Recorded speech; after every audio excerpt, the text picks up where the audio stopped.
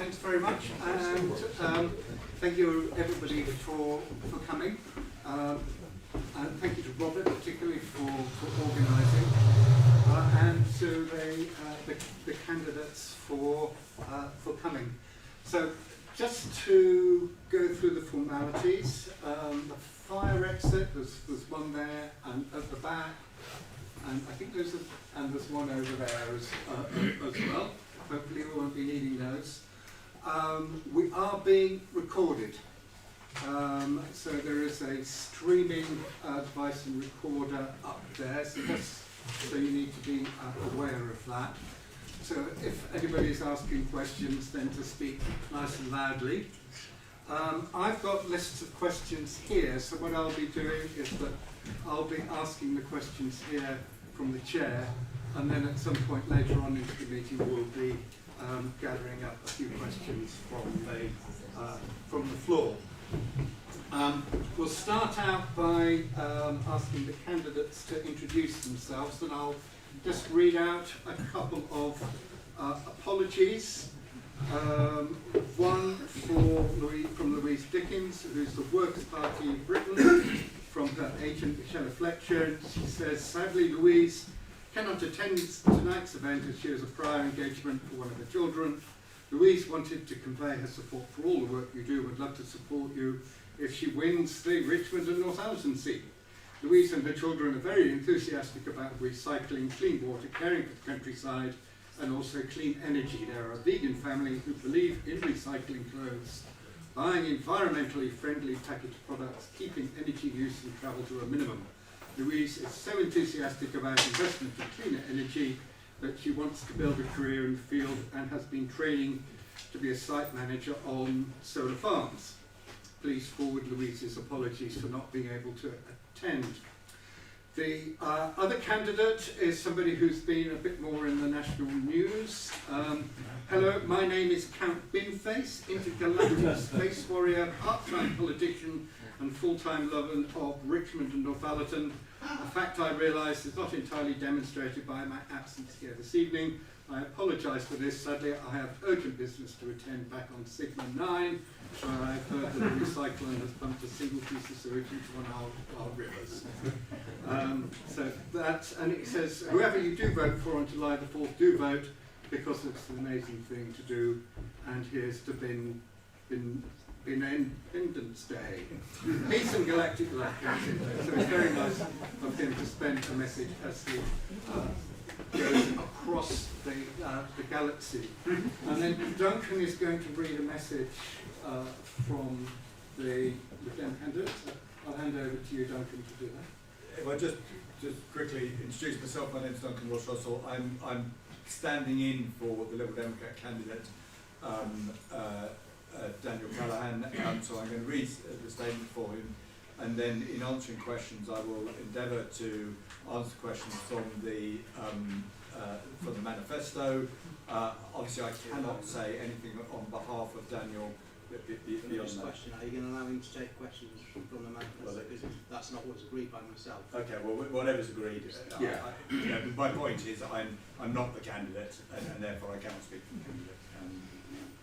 So Daniel says thank you for inviting him tonight, and he's really sorry that he'll be unable to be with us in person, but he's pleased that we're tackling climate change is a top priority to him. And I'll read it in his words now. So if elected as MP for Richmond and Northallerton, I would do everything in my power to push the UK closer to the net zero future we so desperately need to see. We all know that climate change is an existential threat, impacting millions directly with wildfires, floods, droughts and rising sea levels, and billions more through declining food production and soaring energy bills. But as someone who is just about to turn 33 and thinking about starting a family, it's deeply personal, and I seriously worry about what kind of world my children will be inheriting. Everyone in this room knows that the urgent action urgent action is necessary to achieve net zero to avert catastrophe. But the good news is that things are not entirely impossible. For 4 years, I've worked in the science policy team in the Royal Society, the UK's National Science Academy, where I was lucky enough to work closely with some of the UK's leading climate scientists to develop credible policy solutions to tackling the climate crisis. And by the way, that's one thing that first attracted me to the Liberal Democrats. Everything in our manifesto is rooted in solid, evidence-based policy that has been designed by expert working groups, tested, costed, and debated before going into that document. But what became clear to me while working at the Royal Society was that the Conservative government was catastrophically failing to act swiftly or ambitiously enough to deal with the most existential threat that we face as a nation and as a planet. The word conserve is in their name, but the backward step that we've taken over the last few years is just another example of how we're being shortchanged by a party that does not care. And let's not forget the Labour Party U-turn on their green investment plan. Flip-flop Starmer strikes again. At this election, the Lib Dems are proposing bold, urgent action to tackle climate change, reduce energy bills, and create secure, well-paid jobs.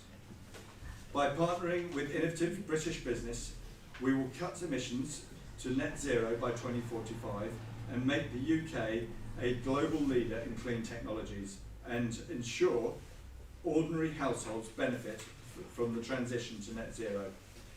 Our plan includes a 10-year emergency upgrade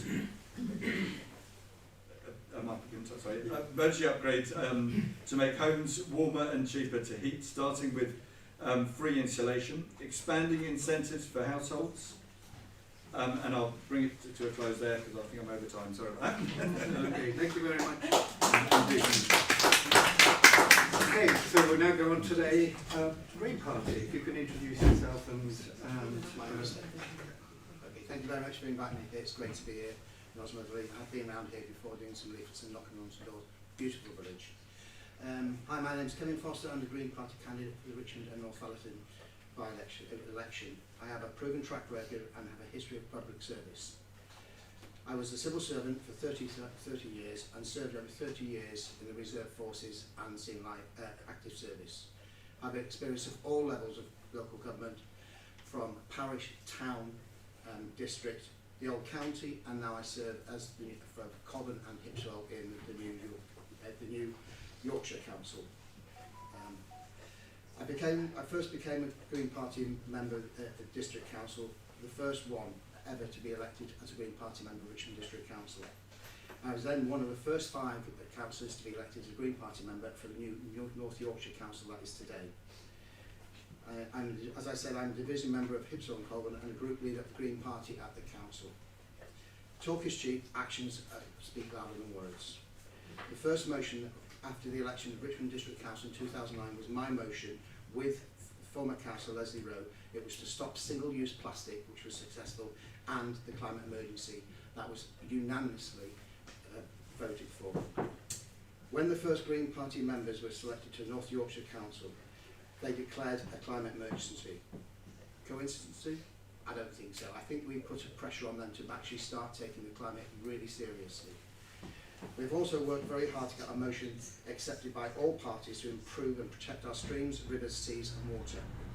We were successful and we again was unanimously accepted by the council, and we are now taking action as a council to put pressure on our water companies to make our waterways better. You can trust the Green Party not to water down pledges on climate change like Labour and the Conservative Party. And my main priority is to improve in the constituents in Richmond and Northallerton. We must improve our broken NHS service. More council housing for our residents. We've got a housing crisis that needs sorting out. Protect our rivers, sewage, and bring the water companies to the public hand again. It's only we can sort them things out. We can't give them to other companies to do. Defend nature and tackle our climate emergency. We need to protect these wonderful places and villages we have now and not let the green spaces go to rack and ruin. Improve our transport. It's a real problem for our rural people to get around our county and get what they need and visit places that are special to us. And finally, making things local, buying local, keeping them local, and getting them local jobs and grow innovative businesses in Richmond and Northallerton. I stand for real hope and real change. I don't talk about it, I do it. Thank you very much. That's great. Thank you very much.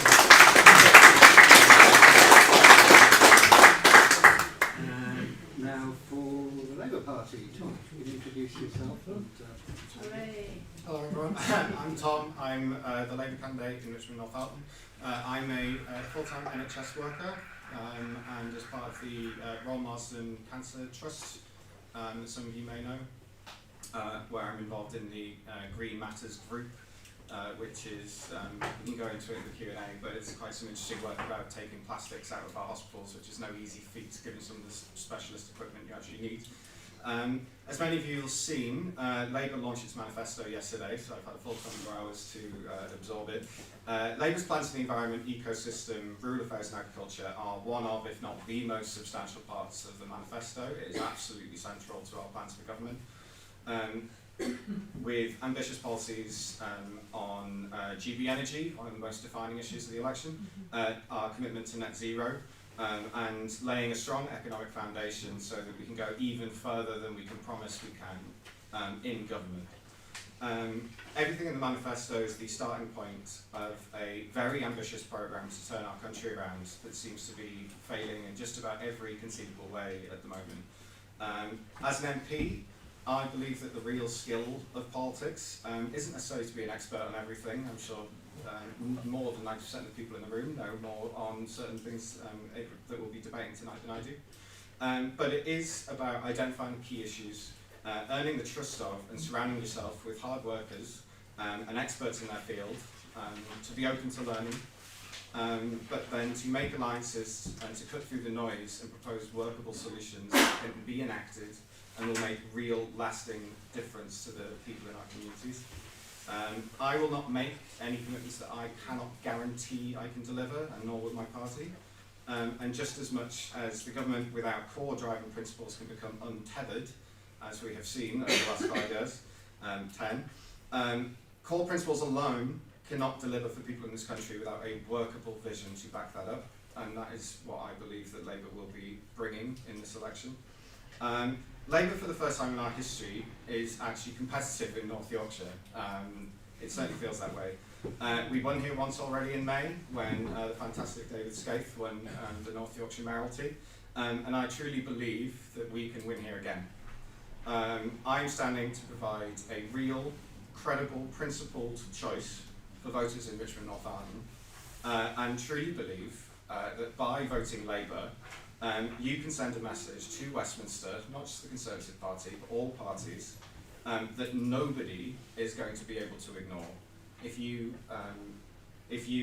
let down the country on climate change, on the key issues, if you try and buy votes by abandoning our current causes, there is no safe say enough. I look forward to today. Yeah, thank you very much indeed.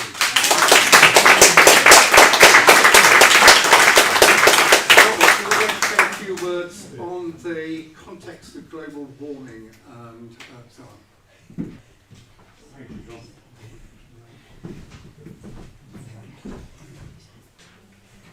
I bought this book this week from Waterstones in Northallerton. The epic race to build the Thames Barrier. It was a race. It was my first job. Now, the fact that it was a race is quite frightening, because they've talked about it for 30 years. And they hadn't realised the need for it. It saved London once 50 times a year. Phenomenal amounts. We can't just ignore the climate. So I am a civil engineer, and the problem is even our institution, which is so keen on risk, is saying, oh, well, the best we can hope for is 1.5 degrees by the turn of the century. I mean, that's extraordinary. That's the policy from the Institution of Civil Engineers. What about the worst risk? Now, I don't know if anybody noticed, but this was going to be the climate crisis meeting. That's what the Northallerton Action Group said. but we were told you cannot use the word crisis. Why don't we want to admit we are in crisis? We have to do something. So, yes, there's a graph here that shows the rise in sea level, but that's not that relevant. Oh, I have been told anybody who looks at the graph, an awful lot of them would just think, oh no, I'm not going to listen to this. So you don't need to look at these graphs. The other picture I've got is the Intergovernmental Panel on Climate Change. I wanted to put that in because Becky Wright says, for God's sake, do not use any jargon. So it's difficult to avoid IPCC since they're the authority that the world recognises. So the crisis that we're at, please look at item 3 graph. I'm sorry, you might have to look at this one. But you can see, sorry you chaps.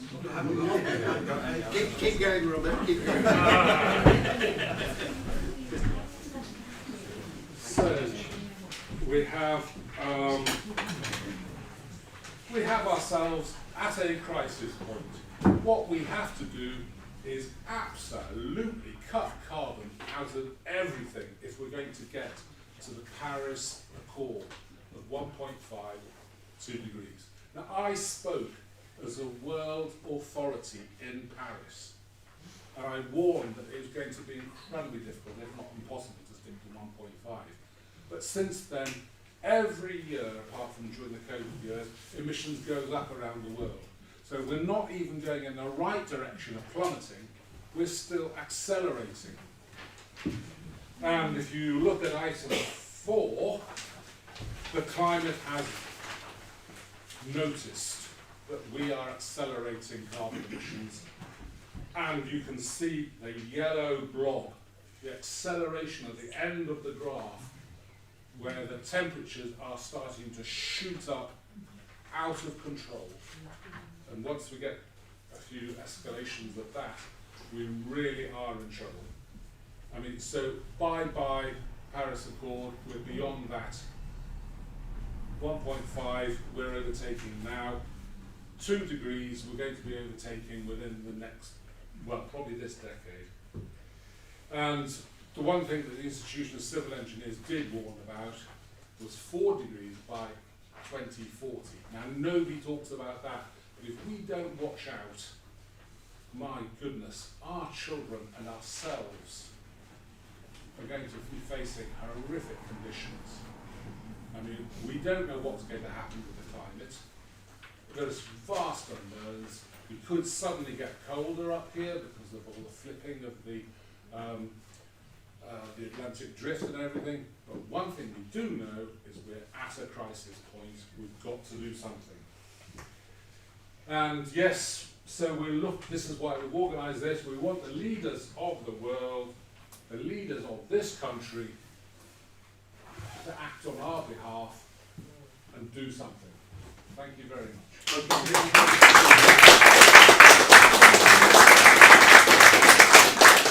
Right, we'll move on to the question. So this is a question from the Environment and Climate Group in Osmotherley. And the question is, the UK has the least energy efficient housing stock in Western Europe, with 2/3 of UK homes having an energy performance certificate rating of D or worse. In England, 44% of homes fall into this category. While some sectors and demographics, such as social housing and wealthier households, are making energy efficient improvements, many others cannot afford the necessary upgrades and are stuck with high energy bills. Despite various government schemes, there's been little meaningful improvement. How can we effectively support and incentivise homeowners to upgrade their homes to be more energy efficient, especially those who currently cannot afford the costs of these improvements? And I'll start this question by asking Kevin if you can respond to that, and then Tom. So recently we had a mayor election, I was in it. One of my pledges was to use the housing stock and to use 80% of the money that's going to be gifted to the mayor to use to build council houses. We have a massive housing crisis that is getting worse and nobody's thinking about what they're doing. But it's not about building houses, building the right places, houses in the right places. So these brownfield sites that are coming forward, they're the ones we need to grab, and that's it. The thing that needs changing with this is the national policy framework for planning. They need to change it, and it needs to say that the lowest standard will be the highest standards of insulation. If you insulate the houses better, we deal with the cost of living crisis, because it brings the cost down for people and the youth that we need to look after today.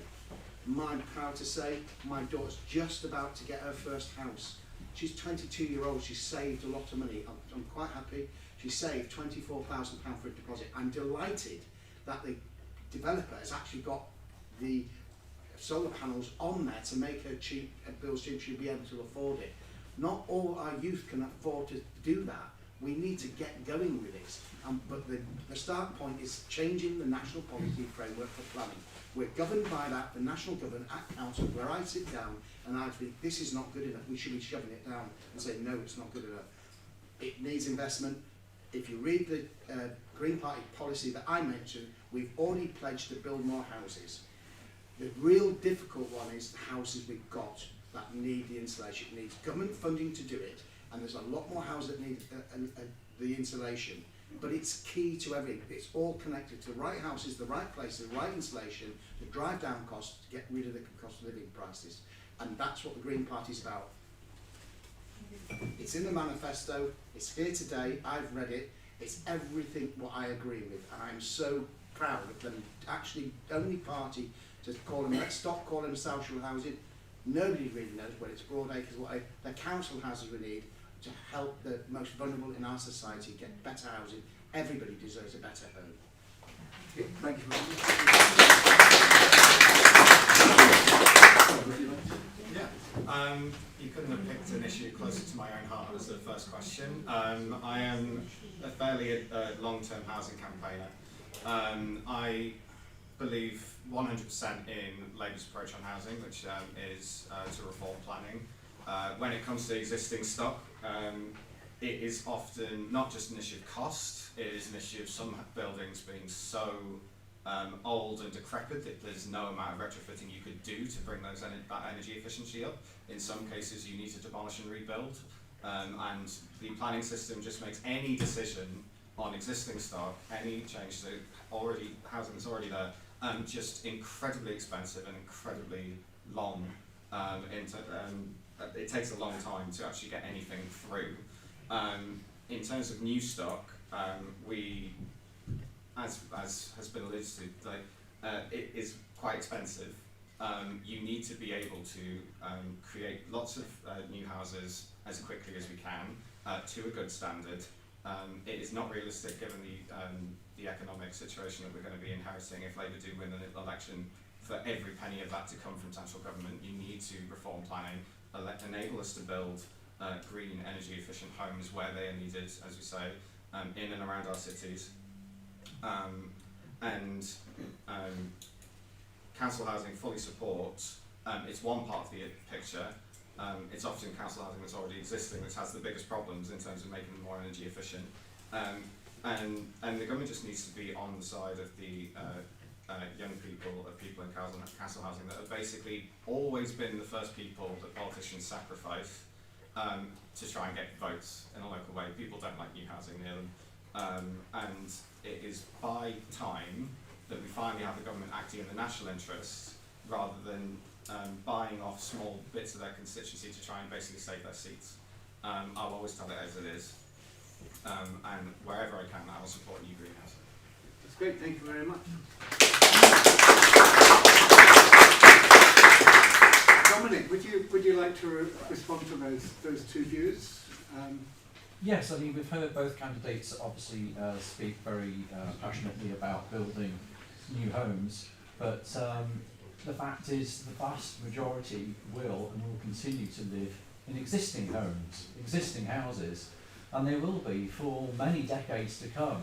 So I personally feel that we really should be putting much more effort into incentivising and facilitating people to actually improve the energy efficiency of their existing buildings. Because the other problem, you see, if you demolish buildings, means you release carbon. And you're using up valuable resources. The RIBA say demolition is the absolute last resort. We really should, the most, potentially the most green building you have is the one, the building you could have is the one which already exists. That's super. Okay, thank you very much, Dominic. Right, the next question is from Simon, and it's about pollution. And I'll start off with Tom. Pollution is currently getting worse, as shown by more frequent polluting of our rivers and seas. Locally, the sad state of the river swale and the die-off of crabs on the River Tees estuary. What will you do to stop pollution and protect biodiversity? Really excellent question. This is such a national scandal, I cannot even tell you. As I say, my background's health, and people forget that this isn't just an environmental crisis, it's not just an ecological crisis, it is a health crisis too. The death of the marine life on the Tees, I'm sure a few months ago you saw stories about the spread of diseases in the water in the southwest of England. All of these issues have been long in the making, and the government has given all but tacit consent to the water companies to continue doing sewage. Just this morning on the BBC, if anyone saw the story, about they now think that there's been 6,000 more cases of dry spillage, dry sewage dumping, very much illegal from the water companies than previously thought. The previous excuse the water companies were doing was to get it out when it was wet so that they didn't clog back into our homes. That is clearly not what is going on, if the story on the BBC is to be believed. Labour would absolutely stamp down on this immediately. I think the post office scandal and the influence that's happening in the structure of the post office is a good model to take, actually. Expose it, drag CEOs to courtrooms if there is found to be repeated rule breaking. Make it public, like shame them, and I'll just quote from the manifesto too. The failing water companies will be put under special measures immediately, and they should not be left to their self-devices or to measure themselves. We had a story at the SOS meeting the other day in Richmond of water companies that put the measurement devices upstream from the sewage outflows to try and reduce the amount of sewage that gets picked up. That has to end. We have to take real public responsibility for it. And one thing I would say as well is Labour's concentration on economic stability and economic growth, which would allow us, after 2-3 years, if we do see that economic growth materialise, to produce more cash for agencies like the Environment Agency that are frankly not doing the job we need them to do. It's an absolute scandal. It shouldn't have happened in the first place. Now it is. It just needs to win. Okay, that's great. Thanks very much.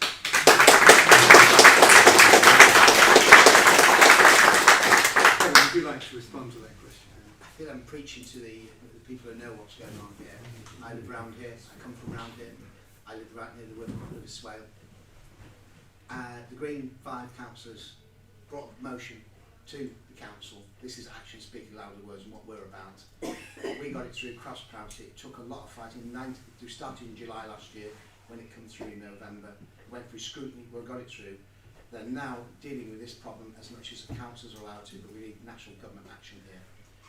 What this did was write a letter to the government saying it's not good enough. It's had an effect. We've had, at the moment, they're dealing with Scarborough. This is a national problem, it's not just locally. I don't think it's a bigger problem than that.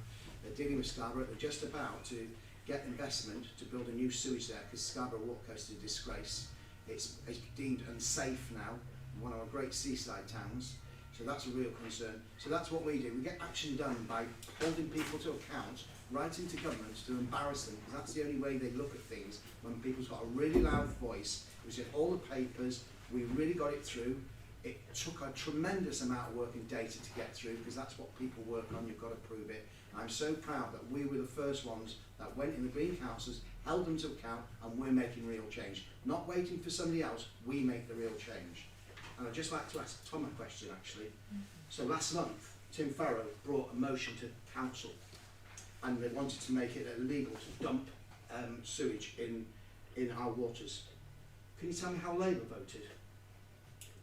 I'm going to guess they voted no. Not quite that bad, but as bad. They bottled a decision at all. The Green, Caroline Lucas, I hope you've all heard of, a champion for years for us, voted against. Labour abstained.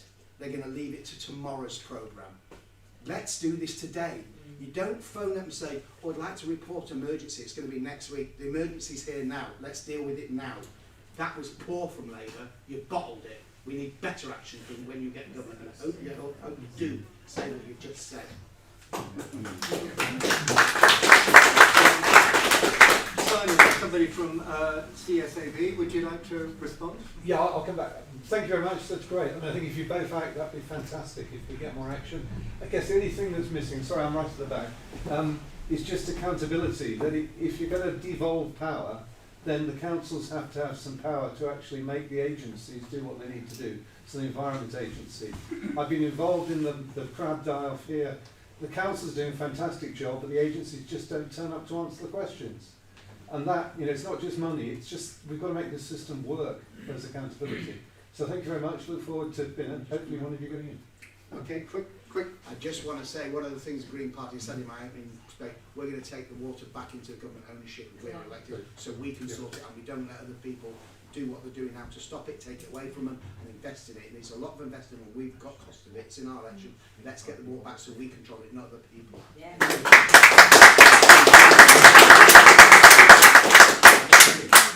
Fully agree. I mean, it feels like this might be 2 hours of people agreeing with each other. The accountability, I mean, so I can speak from a different agency in healthcare, because I used to work for the UK Health Security Agency, and secretly when COVID was over, the government decided not to agree budget for it, so that all of the temporary staff that had joined from Test and Trace on 2-year contracts didn't have jobs to apply to, and they cut staff by 2/3 in about 2 months. And that kind of approach is quite common among all of these agencies. They've been utterly gutted. I'm sure there's many well-intentioned people within them, but they can only do the best that they can. We've heard from friends of ours in Save Oswell that the Environment Agency basically can only respond to Category 1 disasters when it comes to wildlife die-offs in rivers. There does need to be more funding. I'm not going to promise that to magic money out the air to pay for that. We have to get the country growing again, bring tax receipts into the exchequer that we can then spend on all of these high priority areas.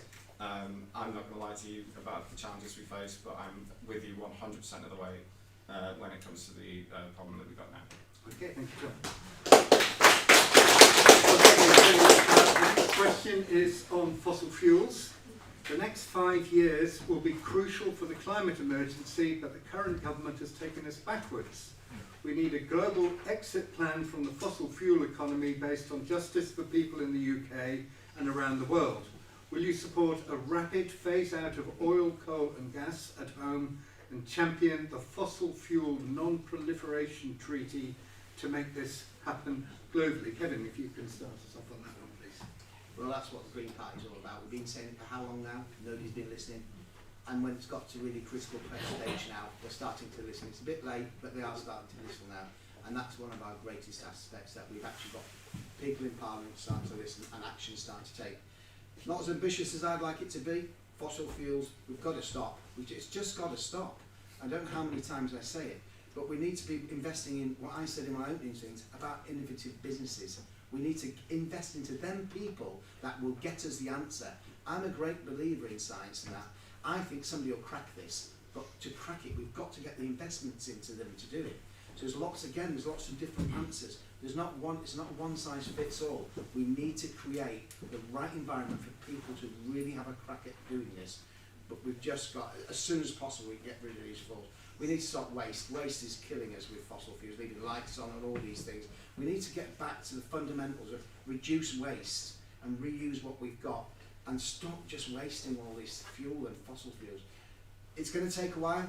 It's going to be difficult. There's real challenges like oil, people in the dales and isolated places using oil. We can't just leave them. We need to find the answer to help them so they can convert as well. It's a huge challenge, and it's only because we've left it too late. We were talking about this ages ago, I'm glad they're hearing it. It's not too late. I'm quite an optimist. But let's do something for our children and our grandchildren before it's too late and it's got out of hand. So you need that green voices with us, and we need to work together, all of us together, to push this forward and get the answers that we need. Thank you very much. Yep, 100% just about agree. The Labour Party is actually taking a very strong line against some of our own membership unions, actually, saying that we will not issue any more oil or gas licences. As far as international diplomacy goes, one of the biggest hurdles in green diplomacy over the last 2-3 decades has been demands from developed economies that have benefited from burning fossil fuels of third world countries that have not had that economic growth from using that kind of fuel, and where those Western countries are seen as having a double standard and not doing it themselves. I really believe we can lead from the front on this, not just by cutting down on oil and gas, but also championing the kind of green technology and green energy technology that can be exported around the world. We are really not that far from the Cummins engine plant in Darlington that provided Beijing Olympics in 2008 with all of its bus engines to get rid of the fog and the smog in that city before the world descended. You know, there's some real innovation in this country, and it's desirable, it's something that people want, it's something we can sell, and the profit made from that can then go back into green programs at home. You know, we've really, again, a lot of this can be quite expensive, but really unlocking that sort of green entrepreneurial spirit is a path that I'm actually very, very optimistic about. I think net zero is an opportunity, it is not a cost. And if we can demonstrate that, then we can also show many other countries that are less willing to sacrifice economic growth or to catch up with the rest of the world. We can show them that you can be green and provide for your people at the same time, and that's what I really want to see from that. Okay, thanks very much.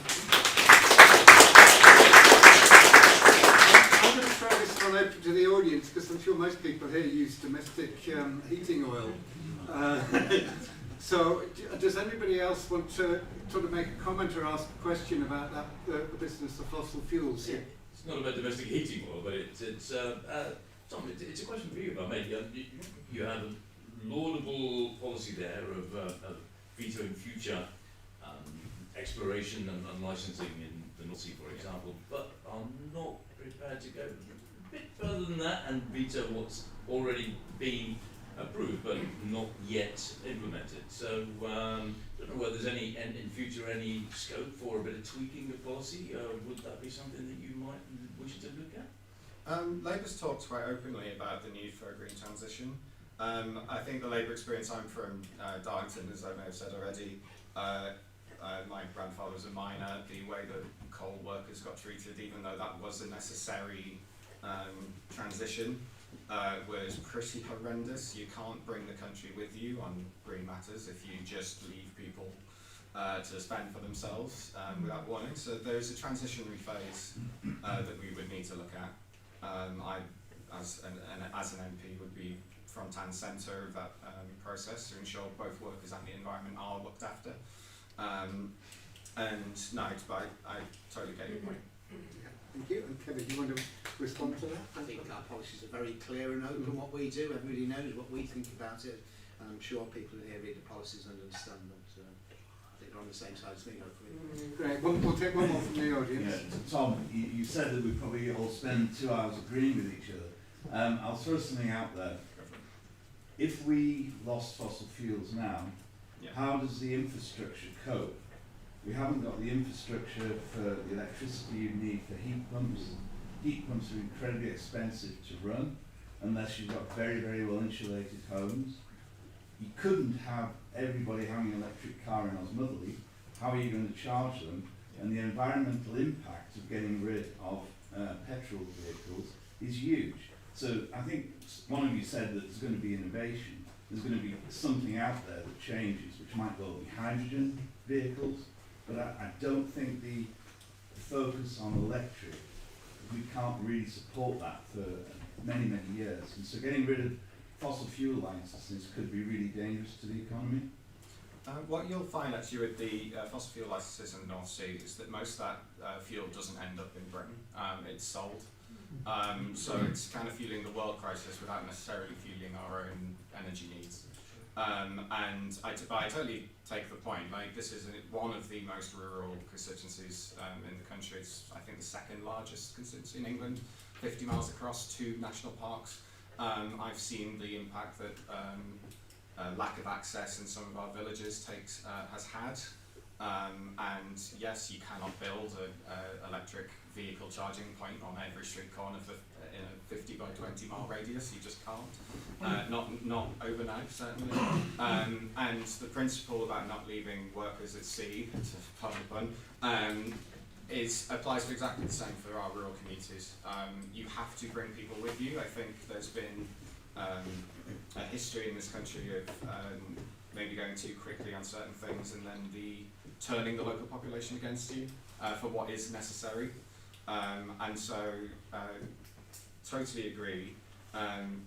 Any transition has got to be very particularly managed. We cannot leave people cut off. I wouldn't want to see those people cut off. I actually think having a Labour government with a good set of rural MPs after the next election, which is not something we're terribly accustomed to, would be really, really valuable to make that legislation as good as possible, because that will elevate the voices of people who are in that kind of precarious situation and would otherwise have been left behind. Thank you very much. That's a really good. What we've got to remember who we're relying on for our electricity at the moment and our gases. It's frightening.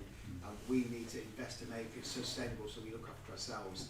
What happened recently with cost of living crisis was attributed mainly by Russia, and we're relying on some of the, when they started turning off. So we need to, and to me that meant, was all about investment. That's why we need it. We're absolutely exposed to other countries at the moment, and it's dangerous, it's scary, and we need to deal with it. Thank you. I'm just going to pick up on that with another one of the questions. Sorry, John, can I just fact check something? Oh, yes, sorry, fact you checking. mentioned that Yeah. we couldn't have heat pumps without a lot of expensive insulation. That was true 2 years ago. But the innovation that we've been talking about has come on, and the refrigerants are now able to deliver hot radiators. So we have a house in Backlane and it's very poorly insulated. Our boiler burst, and the obvious thing to do is to get a heat pump with solar panels and things, and it does work very well, and you can't tell the difference between a boiler and a heat pump. So things are changing. Yeah, Well, no, that's great. we'll have to have some tours in your house then. So to follow up from that, and our break sequence go to Kevin here. So would you allow onshore wind turbines? Absolutely. You need to have a mix. I've said, and I'll say it all the time, it's not one answer, it's a mixture of everything, and we need that. They're really good and really effective. I've got a farm that I can throw a stone at from my house. He's got one, and it's right, again, it's the right thing at the right time. But yes, I don't know what the problem is with. I might be a bit different. I quite like, as long as they're not massive masses of them, I think they're quite relaxing to watch them go around. I don't know.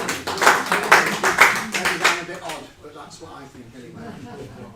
Tom, what's your thoughts on onshore wind turbines? I do not understand what the ban is about.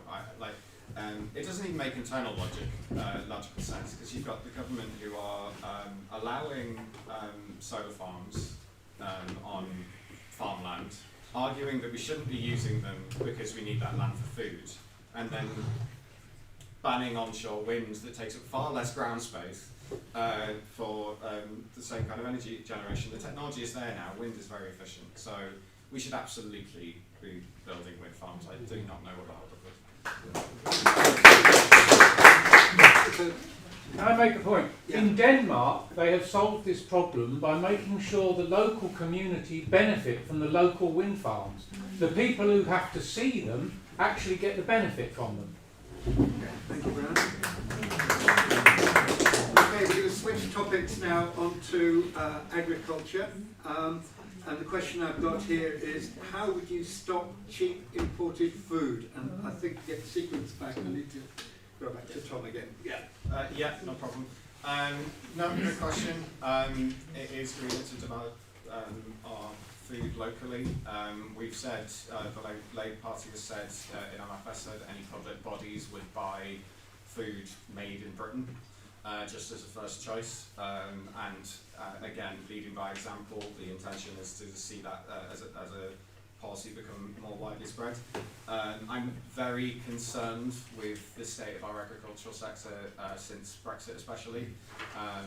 You had Boris Johnson in the Brexit campaign promising that all of the sort of EU subsidies to farmers would be matched in a post-Brexit world, and they just weren't.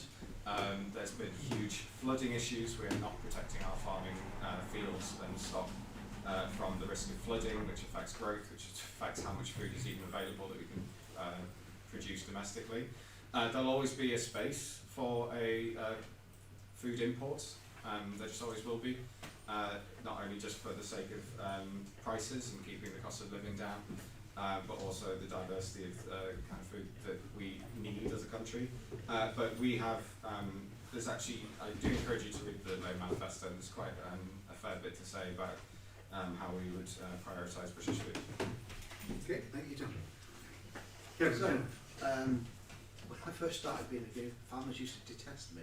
So I used to think I was going to stop their living, but it's interesting how things have changed, and I realised a lot of them are doing the farming the way the future's going to go. It really is encouraging that during the mayor election. And so surprisingly, I had a farmer phone me up and he goes, "Do you know, I've voted Conservative all my life, but I don't mind you, and I'm going to vote for you," and slam the phone down. It's a really extraordinary thing. I'm like, I was left, man. Anyway, but almost what we're going to triple the support for farmers over the next 5 years in Parliament. That's the Green Party policy. They've lost all the subsidies. They've been left to hang out to dry a bit. But the encouragement for the farmers is that I work with one of our Green Party members at the council, Dana Wanaka, and he's a Green farmer. He knows all about it. He'll hold me to account if I get things wrong, and that's what I mean. We need to be together and help each other learn. I've done tremendous things, and they're actually helping the landscape with tree planting, and things are changing with them, and it's really good. So we need to, this is all about investment, and you know, if we can give them the money that they lost a tremendous amount of money through Europe, and we need to support them and keep them going, because they are very, very, and especially around here, these parts, I mean, they're very special people. What worries me about farmers is their children are not really into farming and taking it over, so we really need to try and support them, help them, and push it forward. So that's where we are. It's in our manifesto. I've just read it and just made sure I got the facts right. We're going to triple support over the next 5 years for farmers to make sure we do it local, and we don't have to import things then. Great, thank you, Kim.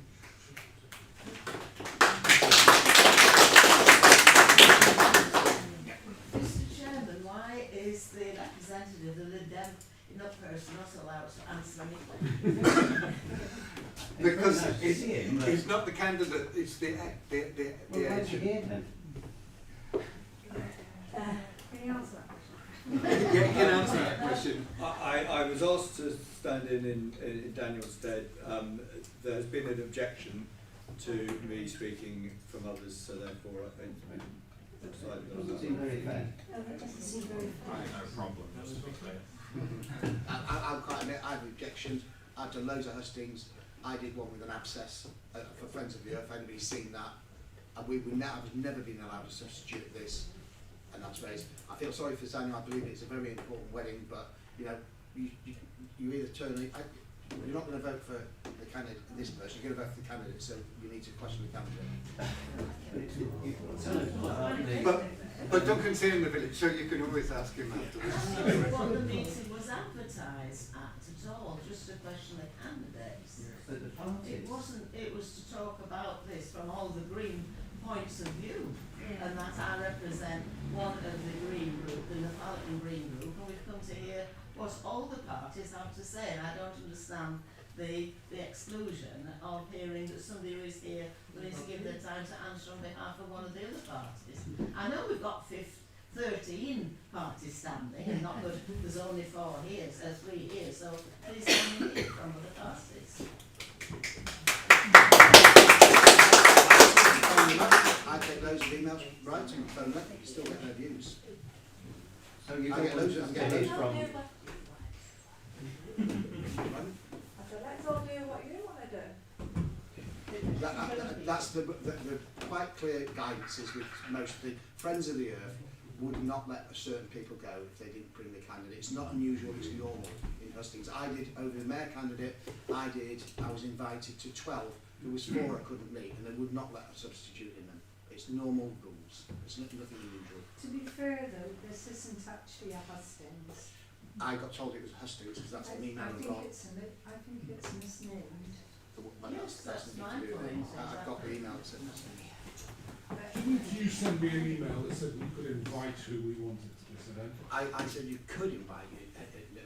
I asked, there was lots of communications from different groups here from all over the place, and it was really difficult to find out because I thought it was a meeting, and then they said it was hustings. I'm quite happy to come to a meeting, now to account, just a normal meeting, but then the word hustings come up, and that's what it is. To be quite honest, I'm not going to shy out, but not saying I'll admit it, what I was in. That's my belief. It should be the candidate. That's who you vote for. The candidate should show up. There's a meeting on here. No, I've got emails. I'll show you the emails. There's a meeting on here. I mean, it said that one of the first things that came out on the advertisement, it says we've invited all the candidates, and I hadn't even been invited. The first thing I'd seen on Facebook. I mean, you can take it from here, Yeah, okay, but we said that, and that's why, I mean, don't consider listen to all the points, and you can talk separately with people afterwards. But let's get back to the questions. Would anybody like to ask any questions about agriculture? Why does anybody think so many farmers voted Brexit? because they got lied to is basically the answer. And I would say I think the information they were given was wrong, and they got conned. That's what I would say. Along with the other 52%. I agree with that as well. Yes. Tom, Labour Party's been quite strong about sort of following down the Brexit path. Would you like to talk about the Labour Party position on their position on Brexit to follow up that point? I mean, I voted Remain. I was in my final year of uni when that referendum was going on. It feels like decades ago now. I have 2 points I'd like to make on a personal level that feed into where Labour's position is. The first off is we have crises in just about every walk of life in this country, from crime to police, economy, schools, healthcare. I don't think another referendum helps anyone. We can do things to improve our relations with Europe in the short term. The relations that this government has wrecked with European allies has been just unbelievable to see, only just starting to turn around in some corners. We can have a full reset of relations with the EU very quickly that may hopefully open some new avenues that we can start to work down barriers that currently exist for our farmers and our businesses. I don't think it's a productive use of time to spend another 2-3 years on incredibly divisive debate, just because I think there's a largely wide recognition that Brexit in its form hasn't worked. There is not that same breadth of support to reopen the debate and those old wounds. I don't think you can get the benefits of EU membership on a 52-48 country. One government changes, they want to take us out again. You need to be able to commit long term to a supernatural organisation like that to really get the benefits. And I don't think we as a country are there yet. So it's about improving our relations with our EU allies, building on some of the goodwill we've made through our help for Ukraine actually, and using those, building continuously with those ties to try and support our workers in whichever way we can. And that's where I am. I want to Brexit from what we were saying, but I'll just make it clear that the Green Party's is rejoin the European Union if the conditions are right to do so. I don't know how we got to Brexit from that. It came from the audience. It's a bit of an elephant in the room. It's often. Would anybody like any more follow-up questions on agriculture? No, then perhaps that's a convenient time to have a break, then Robert. And that's great, so we'll just wait for Duncan to right, here's a very good question and an obvious one, and actually I asked Becky this one earlier on this evening. As a woman, I do not see myself represented in the speakers at all. What might you do to ensure representation that relates more accurately to the constituency you will represent? Kevin, you want to start with that one? Yeah, okay. Surprising question. I'm a person, I don't see sex anymore, I see people, so I just represent people. As a long time ago, I stopped looking at people as a sex. But the really good thing about the Green Party is we have a woman leader, we have a female leader in Karen Pena. So, I mean, we've got leadership there. That's all I can say really. I just see people as people. I don't see sex or creed or colour. So it makes no difference to me. And I've worked with women all my life, and it's just normal to me. Tom, quick fire one on that. Yeah, an individual just can't, by definition, represent everybody. I don't actually know how many of the 13 candidates are women or men. I don't have bin face identifies one way or the other. Labour candidates across the country, I believe it's 47% are women, and that is after the legal abolition of all women shortlists. So this is by far the best election for Labour female representation as candidates in our history, outside of some kind of enforced all women shortlist procedure. So I'm really positive about that. I'm proud to any female colleagues of mine who end up elected to lead on those issues. I'm not there to talk over them. Okay, that's great, thanks very much. Right, the next question is from the live stream, and it's from Professor Steve Carver. The UK signed the Montreal Agreement to protect 30% of land and sea for high biodiversity, nature, and restore 30% of degraded land. How will the candidates meet these commitments? Tom, do you want to start with that one? I may have to take that away. It's not an agreement I'm actually familiar with, so I will do some reading, which may not satisfy the question of watching on YouTube, but if you on the Richmond Labour website is an email address for me, and send me whatever you like. I'll have a read and I'll respond to you directly. Great, thank you, Tom. Kevin. I'll use Tom's words that I used earlier. Actually, I don't know everything, and this is one of them I didn't realise. But what we'll say is we sign up to loads of things in this country and we never achieve them anyway. So it's about actions again, speak loud noise. I just don't get it when we've failed on so many things we've signed up to regularly. So I will make a note of that and then I'll have a look at that. I honestly, I'm saying to you, Tom, I don't know what that is. But I say we do sign up to all sorts of things. Great, thanks. So this is a local question. How could you square the circle? And it reverts back to some of the discussions we had earlier. Osmotherley has no gas, an ageing electrical infrastructure system, yet many houses are unsuitable for heat pumps.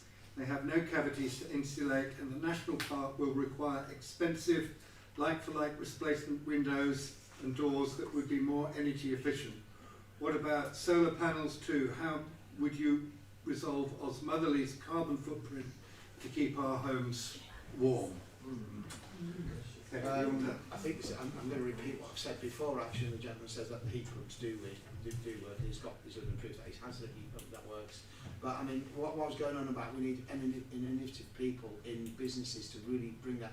What really frustrating is we're importing most of our stuff for the green agenda, like the solar panels. We need to be doing them here really, and if we do them here, they'll be cheap, and then you have to do them. But it's massive. It's a huge problem. We're a very old country, and we've got to look at it. But we need to make a plan. You can't just say we're going to do this. We have to look at the plan, find out what the options are, and then push them forward. But I really appreciate what the residents are saying. It's a tough gig with it, and Dales, the local and the national parks. We have two of them, like Tom was saying. It's really tough, but we're going to have to tackle them. There's no magic tree here to shake and say that'll sort it out. It's a long term when we're going to have to look at them properties to help, and it's going to have to be subsidies from government when we've recovered from this cost of living. crisis. Go on. Yeah, I know we've got some of this. I think there's easier things to tackle in this than harder. I think on the easier end, something like we're talking about, and I've referred it once already, is to really have a look at our planning rules. And the national parks have, quite understandably, a lot more restrictions on what can be done to existing properties, but to me it does not make sense. If a property wants to install solar power on their roof, or improve their sort of electrical infrastructure, it doesn't make sense to me that they should be blocked, or it's made as difficult a road as it is currently. I would, as an MP, look with fine tooth comb over any line that could be added to any bill on our planning rules, to just ensure that those communities that are just on the cusp of being in a national park aren't forgotten and can benefit from those changes as well. That's great, thanks very much. Right, I've got a bit Sorry, of... John, can I say Yeah, something? Rob. I gather, and Dominic maybe you can put me right on this, that things are changing, and that I can't remember if it's English Heritage or Historic England. They were saying, yes, we are now starting to say you can have solar panels on a listed building.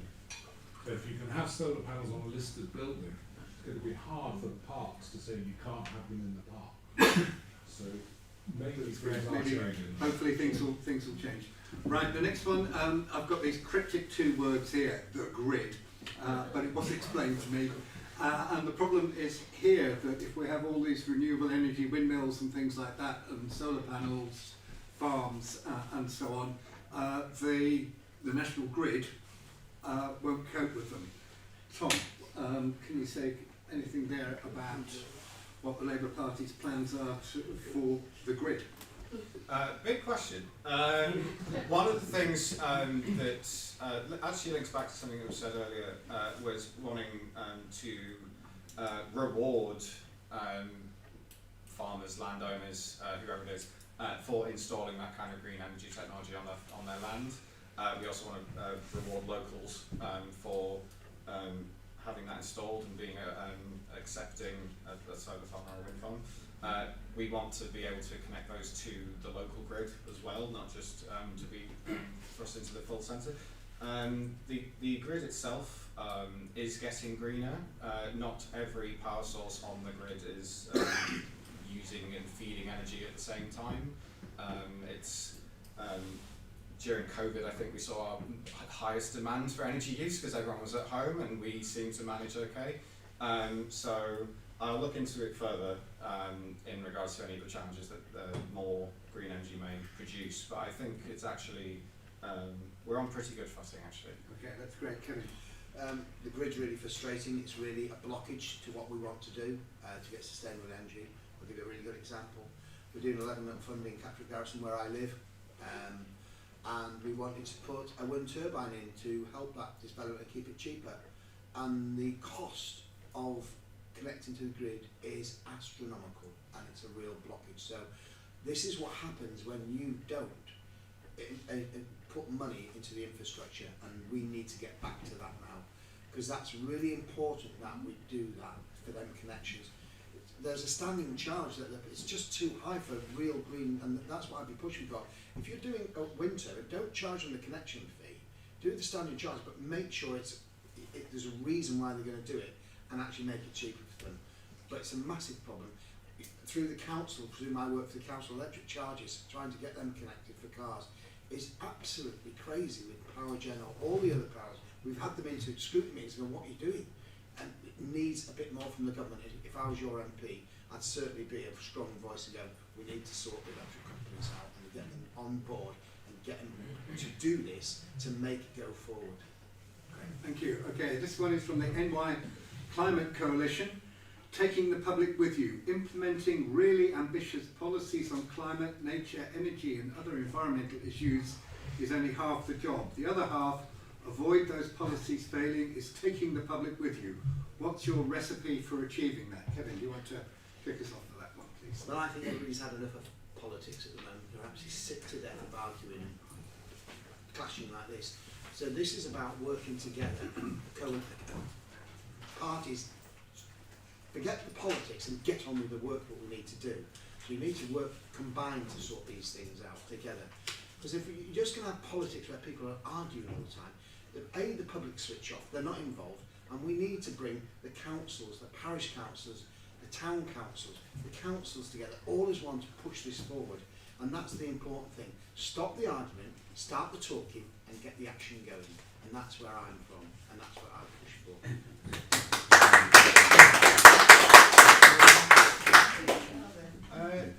To slightly contest the assumption of the question, I actually think the public is with us. When you see any green polling on environmental issues, energy, kind of things that 20 years ago would have led to horrified headlines in the Daily Mail, like installing a wind farm next door, you're actually seeing a lot of positive public response to that. There are a few areas where the public is left behind. That's things like when every new green policy seems to be, small g, every green policy seems to be a tax or a cost. You know, I'm a big proponent of net zero. The Conservatives are trying to paint net zero as a cost on people, and they think that's the route to electoral success. You can see for yourself how that's worked. But I'm actually very optimistic about what the opportunities that net zero provides, and it's about having the emphasis right. It's not just beneficial to our country, it's not just beneficial to our planet, but it's beneficial to you. There will be green jobs that your kids can move into, that we can sell green technology and export it abroad. And there's, you know, it's a very slight emphasis shift in some cases. But the public are by and large with us. I think the blockage is when local councils and bureaucracy and national politics gets in the way. I find it bizarre that there are councils with progressive leaderships that are blocking green energy. You know, I think if anyone cared to look at councils across the country, they'd find examples of Green councils, Labour councils, Lib Dem councils that are blocking green energy where they live. We can't allow that sort of politics to take hold. The public are with us, and it's about representing them and making sure that they are heard. So I would do that as, as your local MP. That's great, thank you. Okay, we've got two more questions, and then I think we'll call an end to the formal part of the proceedings, and then there can be a bit of a mingle where people can talk to the candidates. So the first one is, in a world which has finite resources, how honest is it to depend upon unlimited growth as the answer to our problems? Tom? No one's talking about unlimited. It would be nice to have some. We've had 14 years of flatlining growth. What you've seen as a result of that is higher taxes going on to worse public services, the hollowing out of our infrastructure and our organisations like the Environment Agency, growth, or the, well, let's flip it. The lack of growth is an environmental hazard. It totally destroys the infrastructure that we have that we need to transition to a greener planet. By growing, we can get more money into the Treasury without having to touch taxes. With that money, you can then reinvest, and as many people in the room know, a lot of green infrastructure projects pay for themselves in the long term. You can put that money into that new infrastructure. That's going to be there for decades. That generates even more return for us, especially if that green technology is then exported. And it becomes, you can start to get a bit of momentum, and you can actually start to see the growth that we saw last before 2007.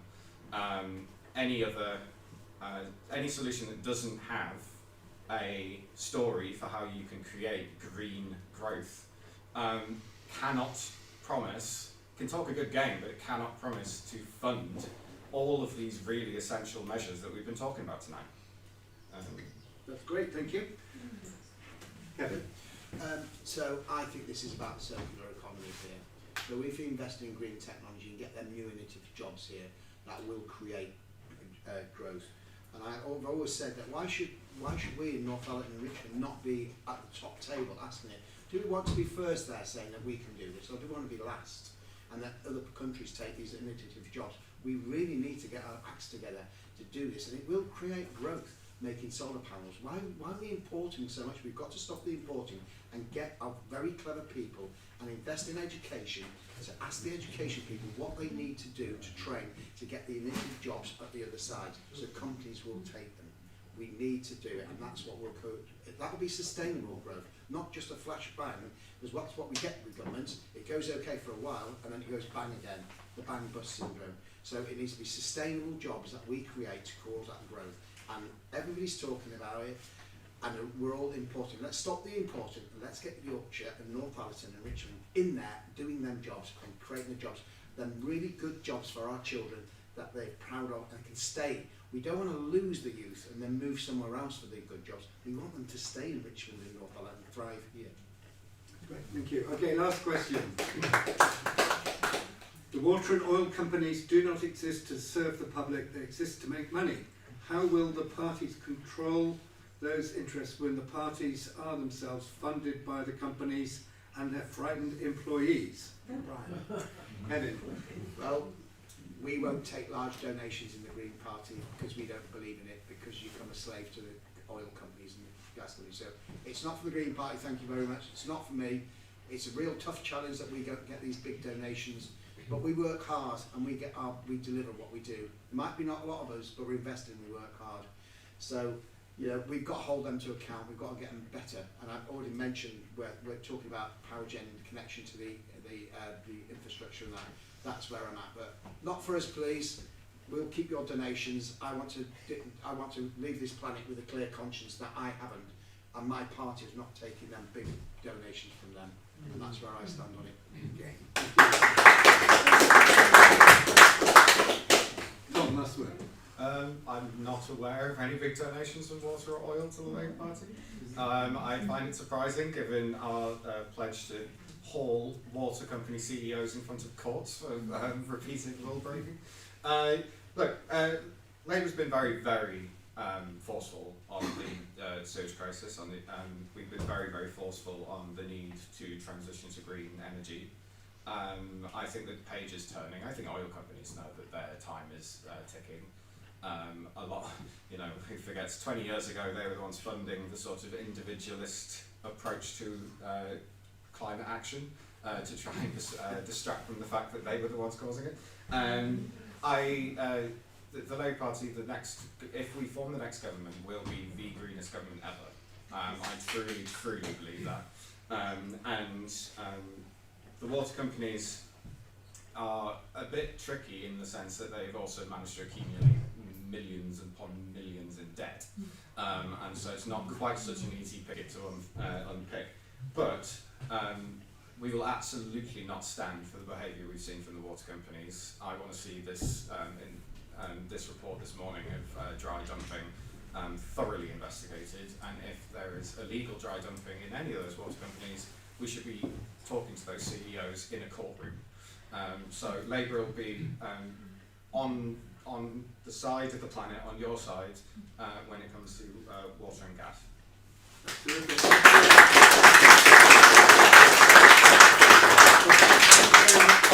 To both candidates and to Duncan for being patient, and of course if you want to ask any more questions of Duncan, then you'll be here and he's in the village.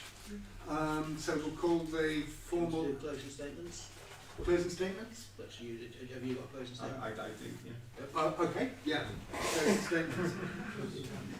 Kevin, you want to go? Can the don't have a closing statement? That's up to the chairman, it's not my meeting. Sorry, the chair.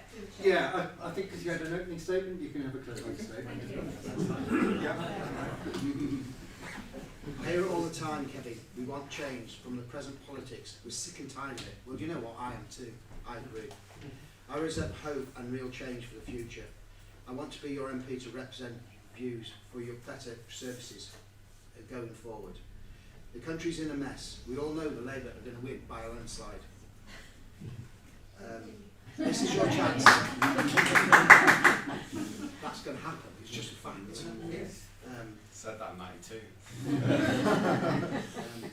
As your my MP, my party will not tell me how to vote. I will vote for what's best for the residents and constituents of Richmond and Northallerton. I will fight to make sure our rural residents don't not get taken for granted, and our fantastic green spaces, our wonderful Dales community, have a strong voice in Westminster. I urge you to read the ballot paper. Read it very carefully, and you'll see I've been open and honest and published my full address so you know where I'm from. I'm not from somewhere else, I'm a local person. It's important to get local people in that understand the area. I have lived in my house for over 20 years, 25 years with my wife. My children live here. My grandchildren live here and always have. I know how bad services are getting, and I want change and change for you. So I want a nicer, greener place to live and be proud of it.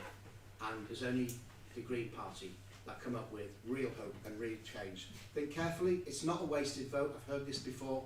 If you start voting for green policies, the bigger parties go, we've got to watch them. They're getting real votes, and that's what changes their policy. That's the real win for Greens, and that's what I'm aiming for.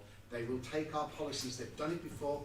Unfortunately, sometimes they unwind and go, oh, we can't do it now. We've got the votes, we'll now change our policies. So that's what I'm about, and that's what I'm for. Thank you very much for your time for listening.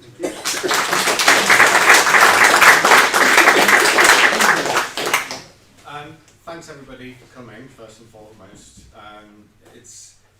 You all being gathered here tonight shows you that as much as the government may think otherwise, the commitment to our country of our natural world is not diminished, and it will be a decisive issue in this election, whether the Prime Minister wants it or not.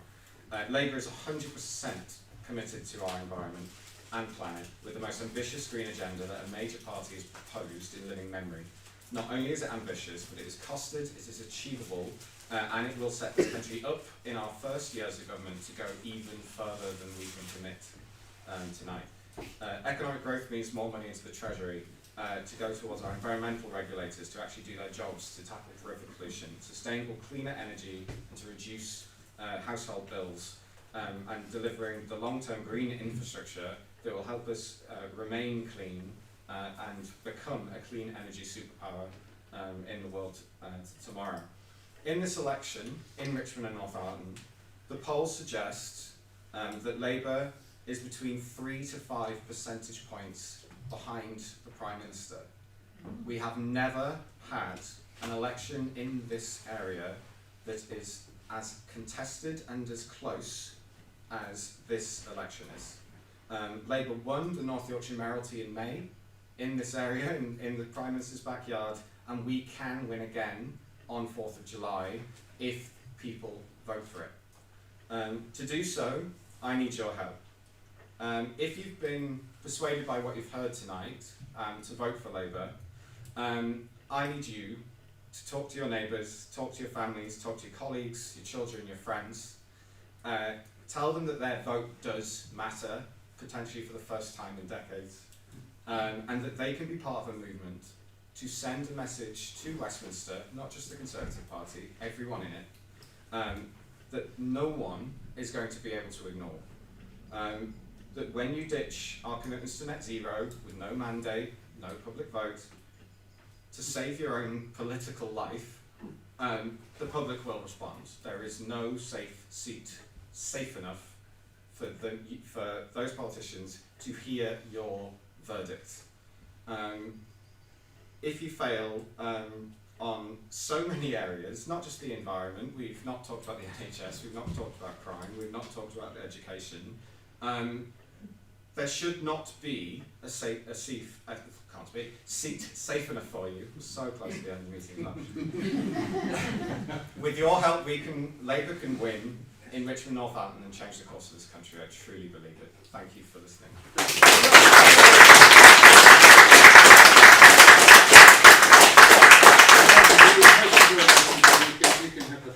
Thank you very much.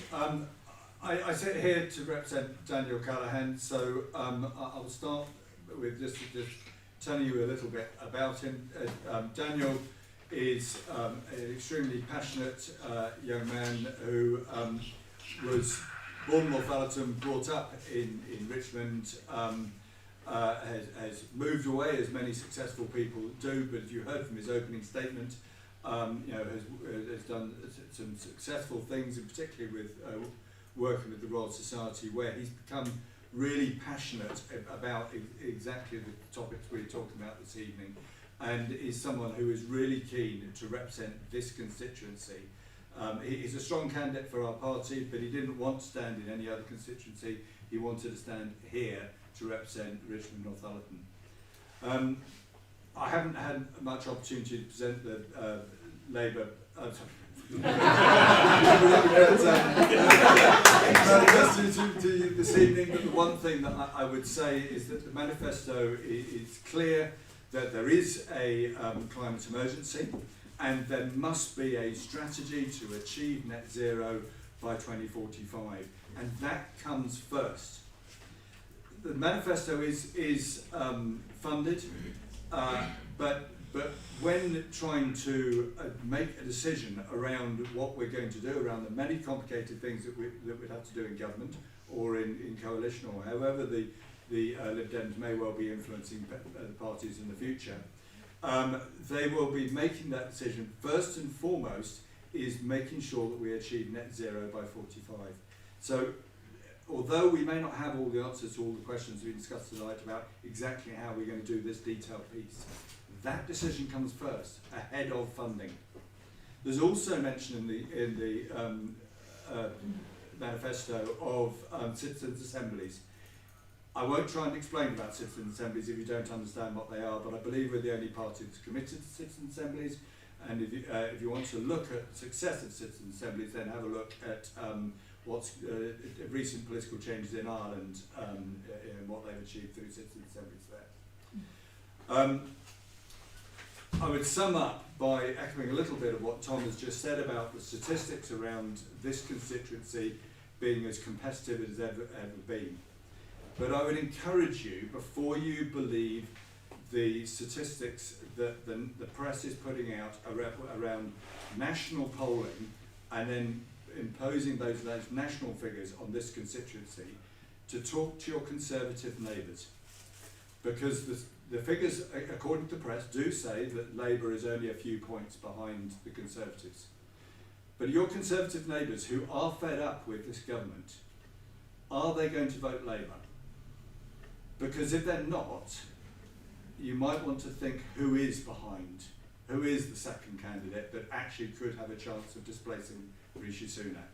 Now, I know that really has a chance of splitting the vote with 3 progressive parties represented here, and it would be great if we could have proportional representation and just 1 progressive vote, but that's not where we are.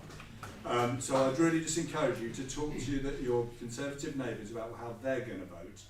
I'm effectively talking about tactical voting here, but then consider which party is the right party that's going to get Rishi Sunak out of this seat. Okay.